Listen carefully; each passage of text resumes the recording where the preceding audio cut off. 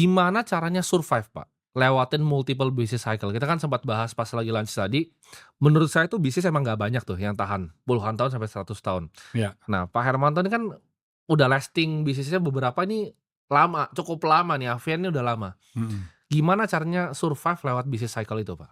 ya.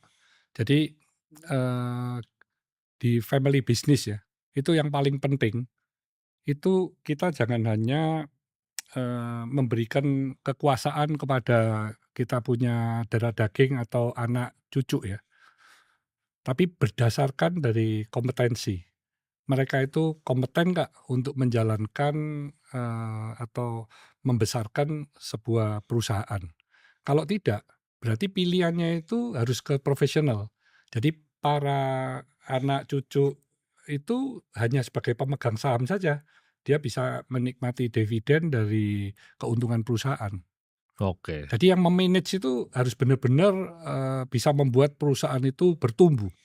Cara bisa bedainnya antara anak ini ibaratnya kompeten atau enggak itu bagaimana, Pak? Karena kan saya lihat banyak Kelihatan lah. konglomerat ini generasi 3 tuh banyak yang udah drop. Jadi misalnya Iya, generasi 1 bikin, Gen 1 bikin, Gen 2 tuh besarin, iya, Gen 3 nih ngancurin. Bener nggak sih, Pak, mitos itu, betul Pak? itu, betul. Soalnya saya lihat Karena beberapa nih. dari data yang bisa ke generasi kedua itu cuman 30%. Ya, Dari 2 ke 3 itu kan cuma 13%. 3 ke 4 cuma 3%. Memang benar. Jadi semakin lama semakin kecil ya, karena, eee, akan dunia ini kan berputar. ya. Jadi biasanya founder itu kan wah sangat ulet ya, mereka, struggle dari nol bisa gede. Ya.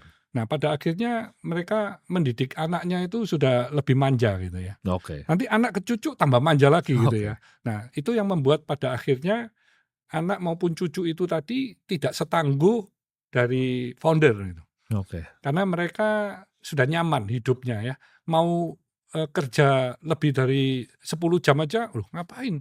Hidup kan cuma sekali masa harus dinikmatin dong, ya. Jadi mereka di zona nyaman ini tadi yang akhirnya yang dikorbankan perusahaannya, apa, CEO atau profesional pun dia waktu menjalankan perusahaan itu harus punya roh atau soul di dalam perusahaan itu, ya.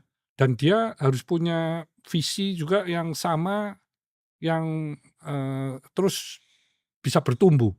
Tentu untuk bertumbuh itu berbagai macam strategik yang harus disiapkan ya, termasuk dari faktor-faktor eksternal, bagaimana ya, sehingga kalau perusahaan itu bisa terus bertumbuh, ya berarti sudah di tangan yang benar kan.